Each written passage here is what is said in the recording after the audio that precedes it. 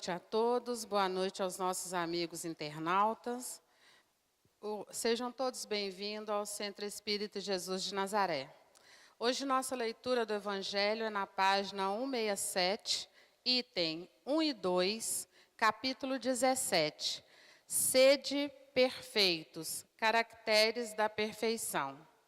Em seguida, passarei a palavra aos amigos facilitadores Márcio e Richard, que estarão comentando junto a nós o estudo de hoje. Lembrando a todos que aqui somos todos aprendizes e que a opinião de vocês é muito importante. Quem quiser dar a sua opinião, é só levantar a mão que levaremos papel e caneta até vocês. Obrigada. Caracteres da perfeição. Amai os vossos inimigos, fazei o bem àqueles que vos odeiam, e orai por aqueles que vos perseguem e que vos caluniam. Porque se não amais, senão aqueles que vos amam, que recompensa com isso tereis? Os publicanos não o fazem também? E se vós não saudardes, senão vossos irmãos, que fazei nisso mais que os outros? Os pagãos não o fazem também? Sede, pois, vós outros perfeitos, como o vosso Pai Celestial é perfeito. São Mateus. Uma vez que Deus possui a perfeição infinita em todas as coisas, esta máxima, sede perfeitos, como o vosso Pai Celestial é perfeito, tomada ao pé da letra, pressuporia a possibilidade de se atingir a perfeição absoluta. Se fosse dado à criatura ser tão perfeita quanto o Criador, ela tornar-se-ia igual, o que é inadmissível. Mas os homens aos quais Jesus se dirigia não teriam compreendido essa nuance. Ele se limitou a lhes apresentar um modelo e lhes disse para se esforçarem para alcançá-lo. É preciso, pois, entender, por estas palavras, a perfeição relativa, aquela da qual a humanidade é suscetível e que mais a aproxima da divindade. Em que consiste esta perfeição? Jesus o disse: amar os inimigos, fazer o bem àqueles que nos odeiam, orar por aqueles que nos perseguem. Ele mostra, assim, que a essência da perfeição é a caridade em sua mais larga acepção, porque ela implica a prática de todas as outras virtudes. Como efeito, observando os resultados de todos os vícios e mesmo dos simples defeitos, se reconhecerá que não há nenhum que não altere mais ou menos o sentimento da caridade, pois todos têm o seu princípio no egoísmo e no orgulho, que são a sua negação, porque tudo que superexcita o sentimento da personalidade destrói ou, pelo menos, enfraquece os elementos da verdadeira caridade, que são a benevolência, a indulgência, a abnegação e o devotamento. O amor ao próximo, levado até o amor dos inimigos, não podendo se aliar com nenhum defeito contrário à caridade, é, por isto mesmo, sempre um indício de maior ou menor superioridade moral, de onde resulta que o grau de perfeição está na razão direta da extensão deste amor.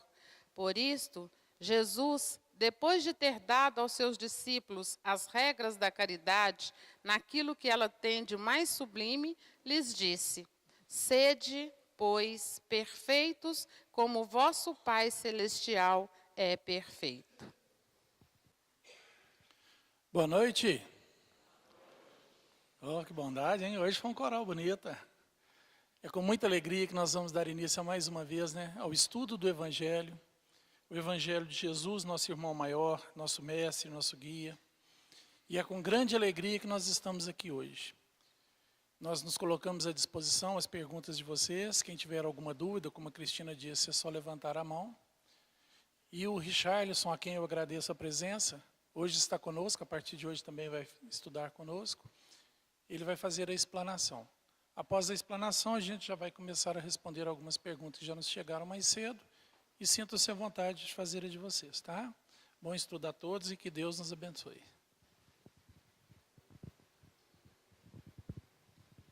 Boa noite a todos, boa noite aos internautas também. Agradecer a oportunidade de estar aqui com vocês. Este capítulo do Evangelho, ele nos traz, né, uma indagação muito forte que é sobre sedes perfeitos. E quando nós nos colocamos a refletir sobre a perfeição, nós temos que lembrar o que sempre a espiritualidade nos traz, que qual é o nível de evolução que estamos neste momento. Que nós estamos num processo evolutivo, nós estamos numa caminhada. E muitas das vezes nós nos colocamos muito afoitos, né? Quando a gente começa a perceber algo, nós queremos mudar de uma hora para outra. Mas nós temos que respeitar o nosso tempo. Muitas pessoas às vezes nos procuram e dizem assim: olha, eu já percebo que eu tenho tal defeito e eu não consigo mudá-lo.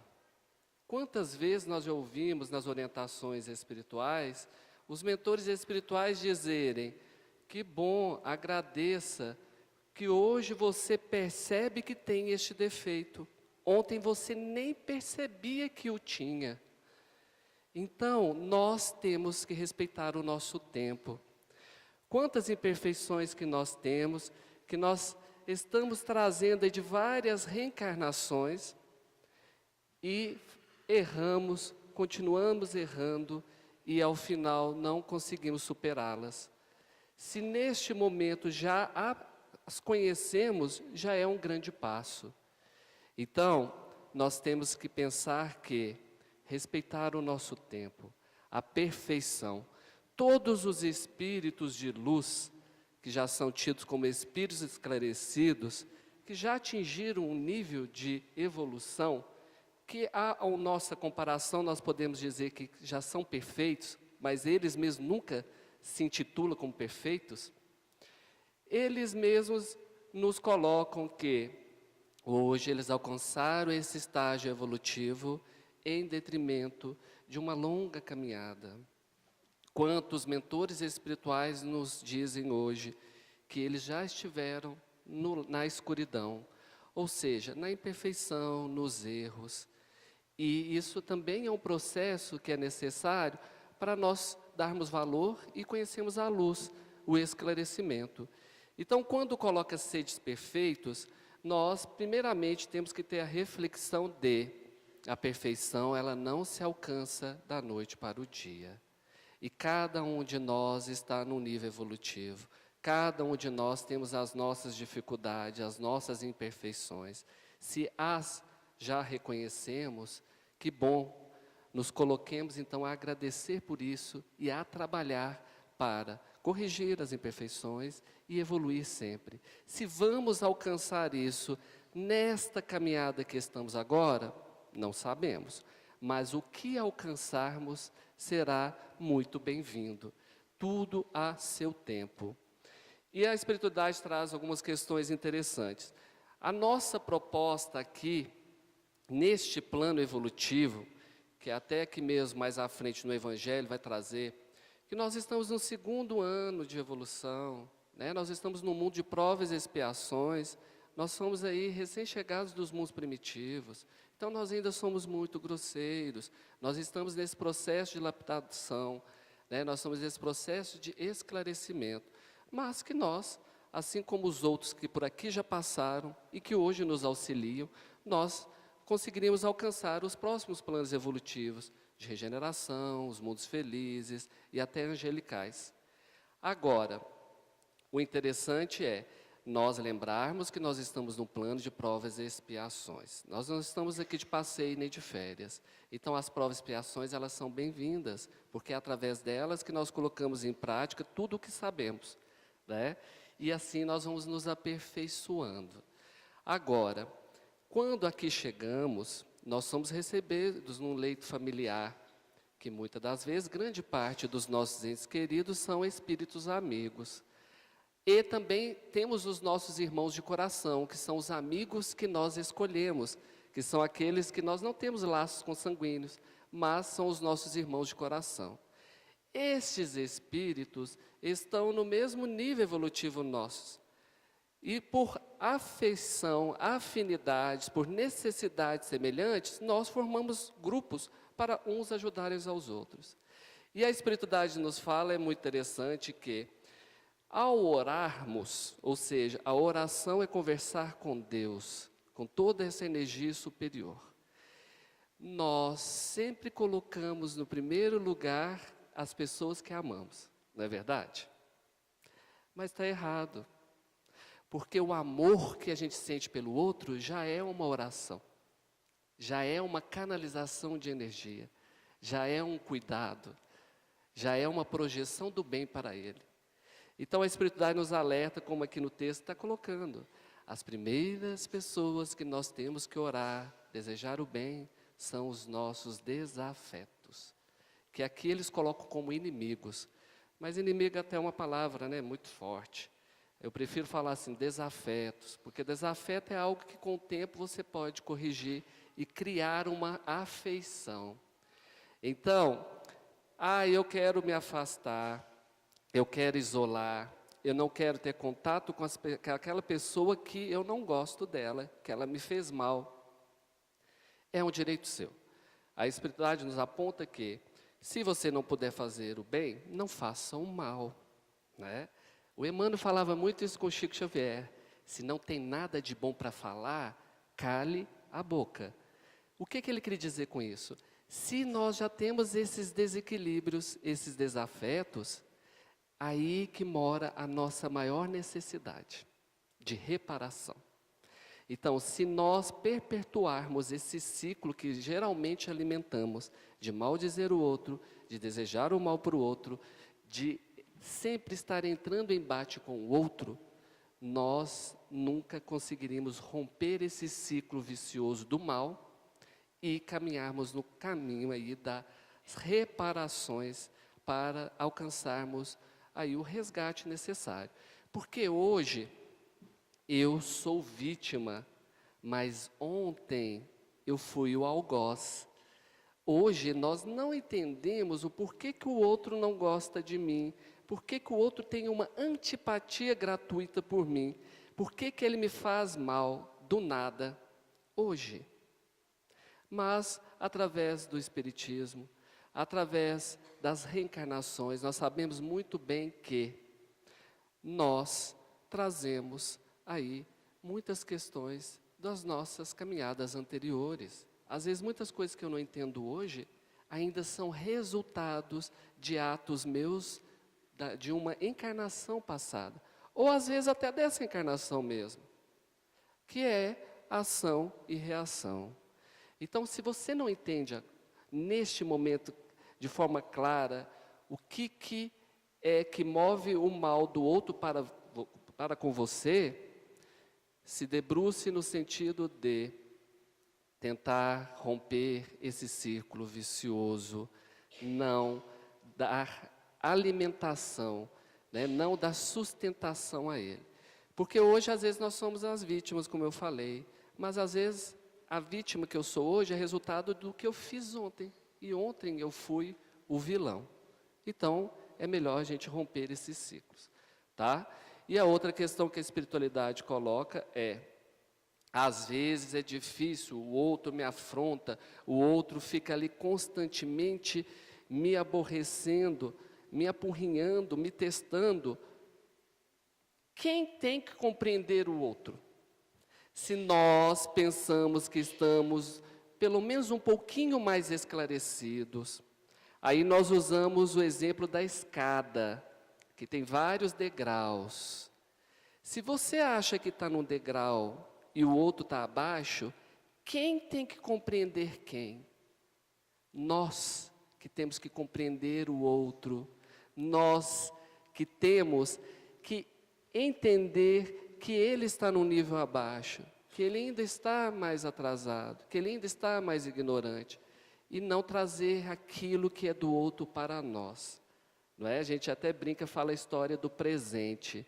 Se eu falo com o Márcio, é aniversário dele hoje, e eu trago um presente para o Márcio, e o Márcio não vai querer, ou se ele vai querer esse presente, é escolha dele. Então, o presente é meu. Se ele vai querer ficar para ele, é uma decisão dele. Então, muitas das vezes, as pessoas nos trazem presentes ruins, e nós aceitamos e ficamos com aquilo para nós. Se não é nosso, não receba. E pense que isso é do outro, é uma dificuldade do outro. E comece a desempenhar um sentimento muito sublime que o Emmanuel sempre falava com o Chico. É começar a ter compaixão pelos desafetos. Que o amor que começamos a alimentar para eles vai ser aí a energia sublime para romper o ciclo vicioso e fazer com que nós caminhemos no sentido de reparação e não de perpetuação desses erros. Tá tão bom que eu queria que falasse mais, né? A primeira pergunta que a gente tem aqui é assim: como conseguir ser perfeito em um mundo desigual, corrupto, agressivo e desumano? É difícil, né? Se existisse uma fórmula, seria muito fácil, não é verdade? Se existisse um prato pronto para a gente digerir, mas é complicado realmente. Né? O mundo realmente é desigual. Por que o mundo é desigual? Porque nós somos desiguais. Né? Deus, quando cria espíritos, Ele cria espíritos iguais, idênticos. Só que o livre-arbítrio foi nos construindo seres distintos. E como o Richard bem disse, nós não estamos todos no mesmo degrau. Né? Alguns se esforçaram mais e estão degraus acima. Outros se esforçaram menos e estão mais embaixo. E essa diferença vai criando atritos, vai criando problemas, vai criando dificuldades. Por quê? Porque nós, enquanto seres de carne, enquanto encarnados, criados numa doutrina materialista, né? Muitas vezes até com tendências espiritualistas, que acredita que existe uma vida, tal, mas acredita que é só essa, a vida aqui é só uma. Né? Do berço ao túmulo nós vamos viver e aqui vai acabar e depois eu vou esperar, seja lá o que Deus abençoar para mim. É assim? Mas aquilo, quando a gente chega num patamar já de conhecimento, de vivência espiritual, num nível mais avançado, vamos dizer assim, e a gente começa a questionar esse tipo de coisa, né? A gente fica querendo saber quem eu sou, de onde eu venho, para onde eu vou, quem é esse meu Criador, por que da desigualdade, se todos somos filhos de um mesmo Pai, por que a diferença entre nós? Que Pai de amor é esse que permite diferenciar seus filhos, né? Que dá muitos para uns e tão poucos para outros? E as coisas parecem que já não começam a se encaixar mais. Mas aí, por bênção do próprio Deus, né, e pelo auxílio do Cristo, nosso irmão, Kardec veio ao mundo com a missão de codificar, né, de organizar aquilo que a humanidade inteira já ouviu falar desde os primórdios, mas ninguém nunca fez nada. Kardec foi para o Espiritismo o que Newton foi pela gravidade. Quantas pessoas viram uma maçã caindo de uma árvore e nunca questionou por quê? Newton viu e falou: opa, tem algo aí, deixa eu descobrir o que é isso. Foi isso que Kardec fez. Ele viu a maçã cair e codificou a maçã. Ele nos trouxe a explicação do que acontece durante toda a vivência humana. Porque contato com o além, com a vida pós-morte, a humanidade toda a vida teve. Em qualquer local do planeta, nos primórdios e atualmente que você for, existe comunicação espiritual. Né? Kardec simplesmente organizou isso. A própria Bíblia em si, se você for ler a Bíblia, ela é toda montada em cima da comunicação com os seres do além. Né? E ela nos fala que nós somos seres imortais, que nós nunca morreremos, que nós nunca deixaremos de existir, que esse corpo físico é um uniforme temporário para que nós estejamos matriculados nessa escola que é o planeta Terra. Por quê? Richards falou, porque nós ainda somos um segundo grau. Numa hierarquia evolutiva, nós somos o penúltimo. O planeta Terra está em penúltimo lugar. Olha o nível espiritual que nós ainda estamos. Olha quem somos ainda. E se estamos matriculados nesse planeta ainda, é porque nós ainda não caminhamos. Porque a caminhada é minha. É minha. Como conseguir, então, ser perfeito? Seguindo Cristo. Jesus trouxe o caminho, a verdade e a vida. Ele trouxe, e ele não trouxe só a palavra, ele trouxe a vivência, ele vivenciou viver num mundo desigual, corrupto, agressivo e desumano. Você quer um mundo mais desigual, corrupto, agressivo e desumano do que foi há 2000 anos atrás? Em algum momento da passagem do Cristo, tem alguma passagem, alguma parábola, ou algum versículo que fala que o Cristo falou assim: poxa vida, por que vocês estão fazendo isso comigo? Eu não mereço, não. Eu sou um cara bacana. Pô, não me bate não, está doendo, eu não fiz nada contra vocês. Por que vocês estão fazendo isso comigo? Jesus, hora nenhuma, reclamou. Por quê? Porque ele foi perfeito num mundo imperfeito. E ele entendia o processo. Ele sabia que todos nós, como ele também, é uma criatura de Deus, imortal, e que o corpo de carne um dia vai estragar e nós vamos deixar ele para trás. E que aquilo ali era um momento e uma oportunidade que ele teve de passar uma mensagem de imortalidade. De que apesar dos pesares, você pode sim sair ileso, espiritualmente falando. Jesus não sofreu uma gota sequer no martírio. Jesus não teve uma ponta de agulha de sofrimento em todo o seu martírio. Ele teve dor, muita dor. Sentiu dores terríveis. Mas sofrer não. Porque o sofrimento é uma condição moral. Sofrimento é quando eu não entendo o processo e me coloco de vítima.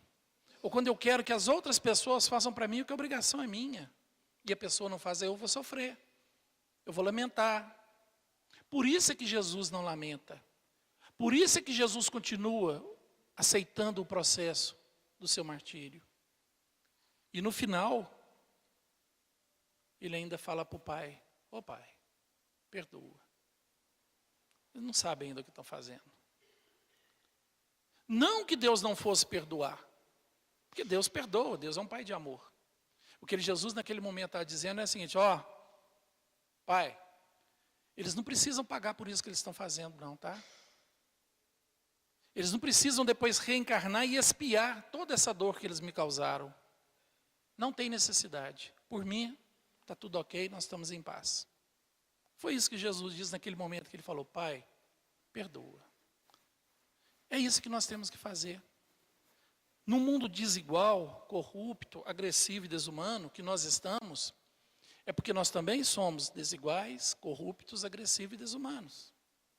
Ou a gente acha que a corrupção é só desviar dinheiro público? É? Quantas pequenas corrupçõezinhas nós não fazemos? Né? Com nossa família, quando nós somos adolescentes, na nossa casa, no nosso serviço. Quantas vezes, às vezes eu furo uma fila para ser atendido primeiro, porque eu estou com pressa, sempre tem uma justificativa. Né? São pequenas corrupções que nós cometemos a todo momento, nós somos corruptos.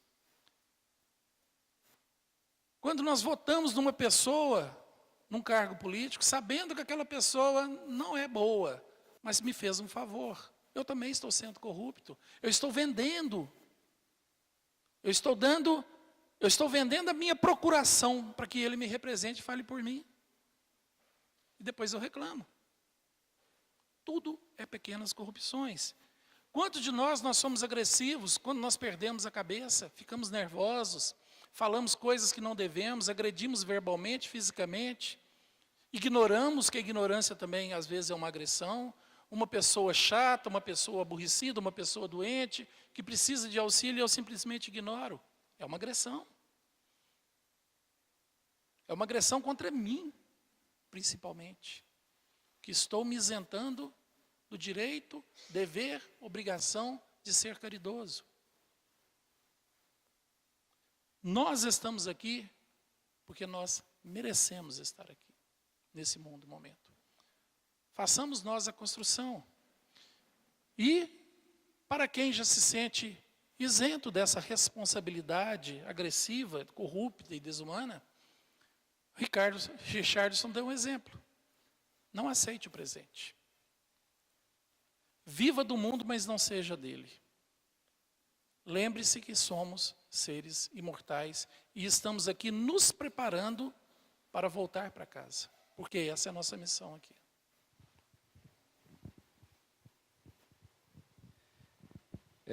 Até pegando um gancho na sua pergunta, eu acho que tem uma frase muito interessante que é: respeito é quando você faz algo quando os outros estão olhando.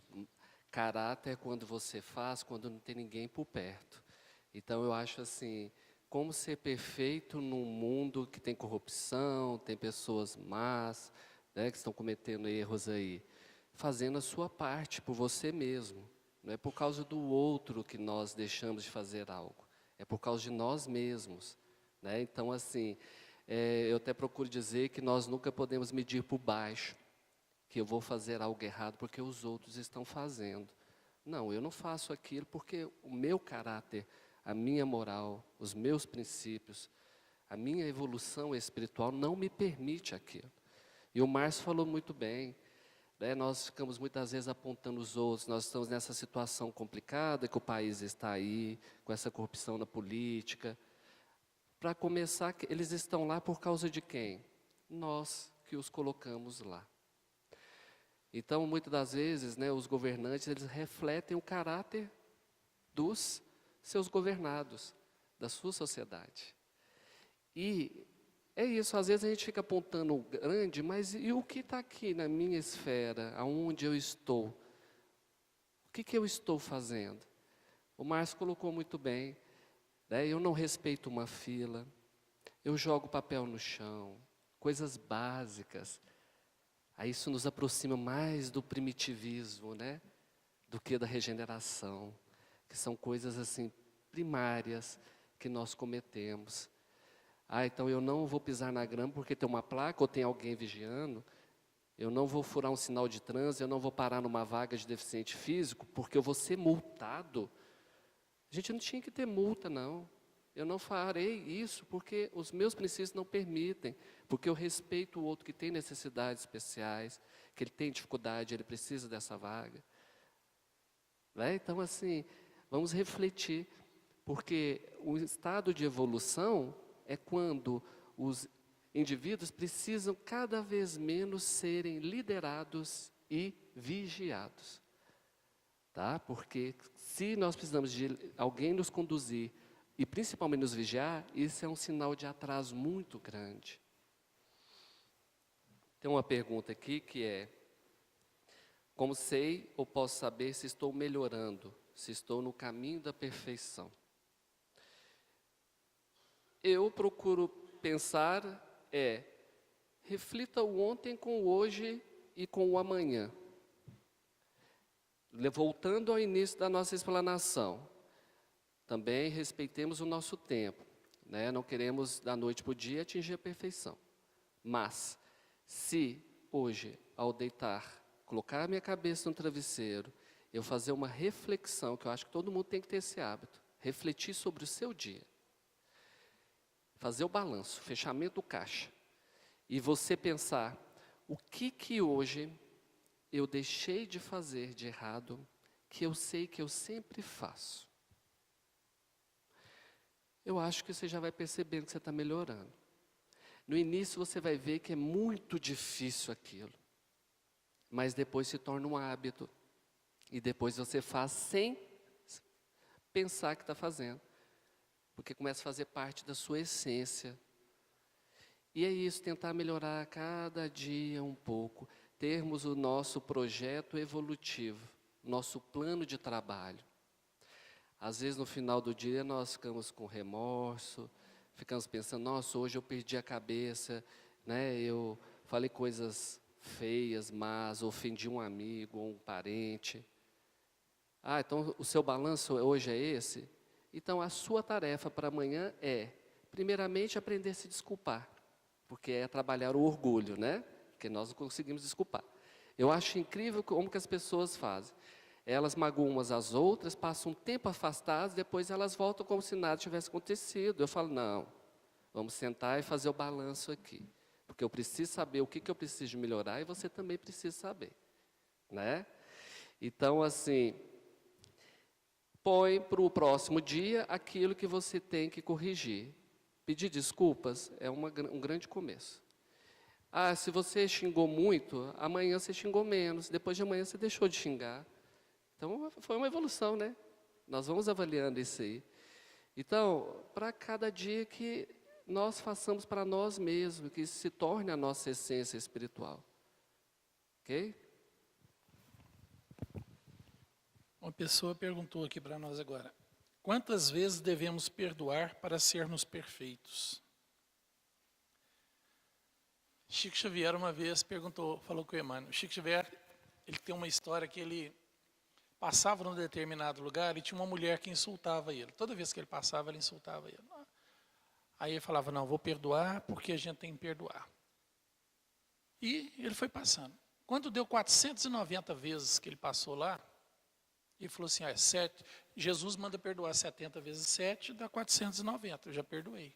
Aí ele fala assim, agora eu vou retribuir. Se eu passar lá, ela falar alguma coisa, eu vou responder, porque eu já cumpri minha obrigação.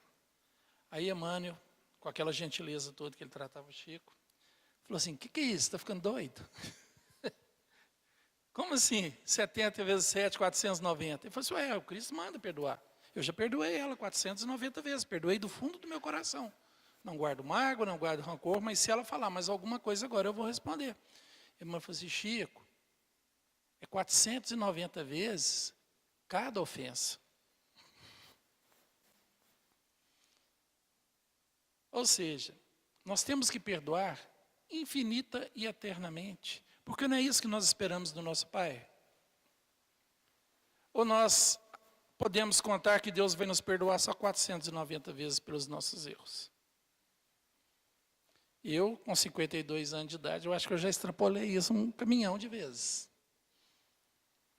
E ainda conto com o perdão do meu Pai. Então, da mesma forma que eu espero de Deus, na oração do Pai Nosso, perdoar ao próximo como a mim mesmo. Então, eu tenho que perdoar ao próximo da mesma forma que eu quero que Deus me perdoe. Aquilo que eu espero do Pai, eu desejo ao próximo. Eu quero também para o próximo. E se eu sou imperfeito e cometo erros, e espero que Deus entenda o meu escorregão, eu também tenho que entender e perdoar o escorregão do meu companheiro, da minha companheira, a dos meus desafetos. Porque é assim o processo. Então, a perfeição nós só vamos atingir quando eu nunca mais perdoar ninguém. E aí? O dia que eu não perdoar mais ninguém, eu estarei perfeito. Por quê? Porque o verdadeiro amor não se ofende. Então, independentemente do que o outro faça, eu nunca mais me sentirei ofendido. E se eu não me sentirei ofendido, eu não mais terei necessidade de perdoar. Nesse instante, eu atingirei a perfeição de acordo com o meu grau evolutivo, porque é infinito o crescimento. Então, para sermos perfeitos, vamos começar a amar. A amar primeiro aquele que pisa no meu calo. Aquele que conhece as minhas fraquezas e cutuca nela quando quer me tirar do sério. Não é verdade? Principalmente os de casa, que nos conhecem no nosso íntimo e sabe exatamente onde a ferida aperta. E quando quer fazer raiva na gente, vai lá e dá uma cutucadazinha. Não é assim que acontece em casa? Pois é, porque todos nós somos iguais, todo mundo passa pelo mesmo processo. Então, vamos pensar nisso. Manter o equilíbrio. Tudo na vida chama-se equilíbrio. temos que ter sempre equilíbrio. Nunca mais permitir que nada externo, nada material possa tirar de mim o meu equilíbrio. Por quê? Quando eu desequilibro, sou somente eu o prejudicado. Nas nossas crises nervosas, nos nossos momentos de desequilíbrio, de nervo, de agressividade, a boca amarga, não amarga? Dá um mal-estar, dá dor no estômago, dá dor no corpo, principalmente depois que passa um tempo. Por quê? Porque eu me envenenei. Se desequilibrar é se envenenar. Guardar ódio, guardar rancor, guardar mágoa, é tomar um copo de veneno, como diz Shakespeare, né? Esperando que o outro morra.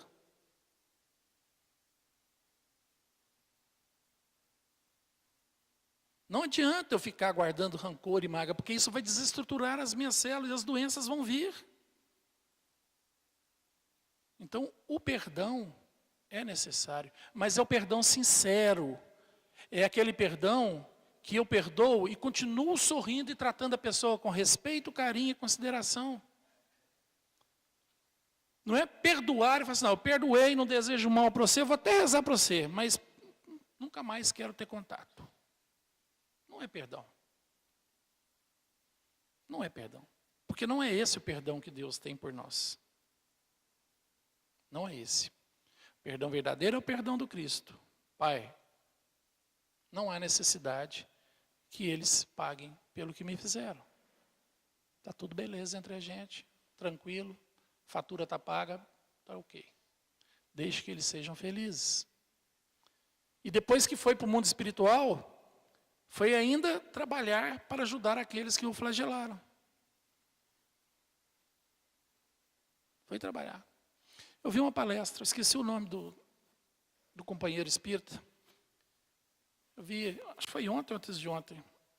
Porque todo momentozinho eu procuro um áudio para ouvir, um vídeo para ver sobre a doutrina, que eu sou apaixonado com ela. Ele fala o seguinte, que na hora da morte do Cristo, seres de luz desceram para receber o desencarne do Cristo. E um espírito de grande potencial também aproximou do Cristo e diz que Cristo, já na cruz, sem mesmo até movimentar os lábios, balbuciou algumas palavras. E os outros espíritos que estavam ali desencarnados, outros espíritos de luz que estavam ali esperando, chegou perto dele e falou assim, o que aconteceu? O que ele te falou? Ele falou assim, ele pediu para mim socorrer Judas, que acabou de suicidar. Foi o último ato do Cristo na cruz. Balbuciou, porque Jesus estava vendo a espiritualidade se aproximando.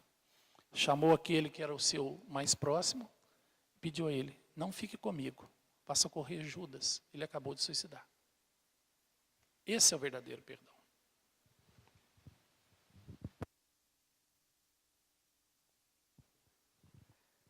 Quando nós pensamos na questão do perdão, não é fácil, né, nós perdoarmos de uma hora para outra. Mas o perdão é algo que tem que ser construído. Como nós falamos anteriormente aqui, que para seres perfeitos nós temos que primeiramente amar os nossos inimigos, nós temos que construir esse processo de perdão para com eles. Romper esses laços que alimentamos para com eles, até que isso atinja o nosso coração e se torne parte da nossa essência. Então, no primeiro momento, quando nós temos um desafeto, nós já temos que policiar aquilo que falamos dele. Porque a partir do momento que nós estamos maldizendo o outro, nós estamos tão ligados a ele, ou mais do que as pessoas que amamos.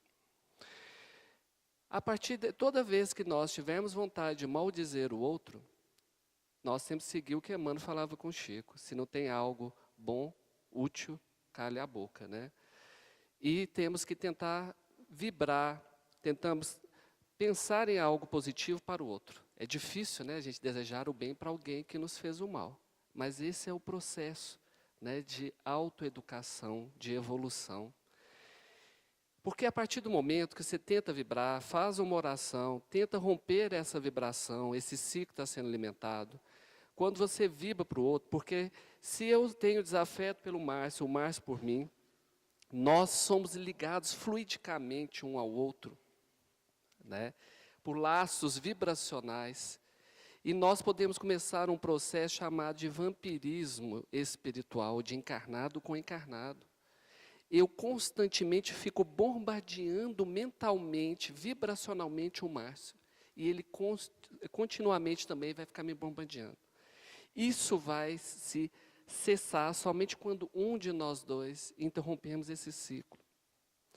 Então, eu tenho que começar a mudar os meus padrões de pensamento, aquilo que eu emano para o outro, até que isso atinja o meu coração e que eu consiga exercer o perdão verdadeiro, que é o que o Márcio está explicando. Então, eu tenho que começar por etapas, né? Colocar esse meu desafeto nas primeiras intenções das minhas orações. Todas as vezes que eu lembrar dele, eu tentar emanar algo positivo para com ele. Se os outros vierem maldizer dele para mim, eu tenho que interromper esse processo e não alimentá-lo. Porque somente assim eu vou mudando esse padrão vibratório, até que chegue um momento que eu comece a emanar vibrações positivas para ele, e ele pode estar até continuando mandando negativo para mim, mas isso vai diluindo, é a eterna guerra do bem contra o mal, até que o bem vença no final. E ao invés de nós ficarmos guerreando um com o outro, eternamente, por várias reencarnações que nós temos situações aí, nós vamos chegar um momento que nós vamos conseguir parar e olhar um para o outro e falar, espera aí, onde que eu errei com você e como eu posso lhe ajudar? E ele também. Então, este que é meu desafeto hoje, amanhã pode ser uma das pessoas que eu mais irei amar. E o grande segredo está aí. Hoje, né, se nós debruçarmos na questão das reencarnações, os nossos entes queridos, amigos, pessoas que nós amamos tanto hoje, que são a maior representação de amor que nós temos, nós nos surpreendemos quando nós vamos saber de todo o nosso trajeto que no passado nós éramos inimigos. Então sempre é possível recomeçar e fazer um final diferente. E que seja esse perdão verdadeiro. Porque senão também nós vamos perpetuando isso aí. E acontece como uma historinha que tem no livro Reportagem de Além Túmulo, que conta o caso de uma senhora que era casada e o marido dava muito trabalho para ela. Ele bebia, era agressivo e ela aguentava aquilo ali tudo calada. Porque no fundo ela falava assim, não, eu vou conseguir cumprir a minha obrigação e quando eu voltar para o plano espiritual vou ficar livre desse traste. Era assim que ela pensava. E foi. Até que chegou o final, ele desencarnou primeiro, depois ela desencarnou. E quando ela estava lá, bem tranquila, fazendo o balanço da sua última caminhada, ela olha para o lado e quem estava lá? O traste. Aí ela se revolta e fala com um dos mentores que estavam lá. Como pode isso? Isso é um absurdo. Eu fui sempre correta, eu aguentei ele, eu suportei esse homem, né? E agora eu que ficar livre dele, chega aqui, está aqui junto comigo no mesmo lugar? Aí ele vira para ela e fala, sim, porque você não fez isso de coração. Você fez isso só racionalmente. Então isso não está na sua essência em espírito. Quando você não realmente amá-lo e realmente acolhê-lo, realmente perdoá-lo, aí sim você vai estar no degrau acima do dele, mas por enquanto vocês estão juntos. E a surpresa para ela é ela que teriam que ter uma nova oportunidade. Ela teria que voltar com o traste, até amar o traste, né? Às vezes o traste amava mais ela do que ele, né? Porque pelo menos ele tem gratidão por ela. Então, é de ser de coração, ser de essência. Então, é o que eu estou falando, não é fácil ser desperfeitos, mas termos em mente que é um processo. E temos isso muito claro como nós estamos caminhando mediante esse processo e atingindo, né, a passos curtos, mas dia a dia nós vamos caminhando até atingir lá o nosso propósito, a nossa evolução e sermos realmente perfeitos em essência.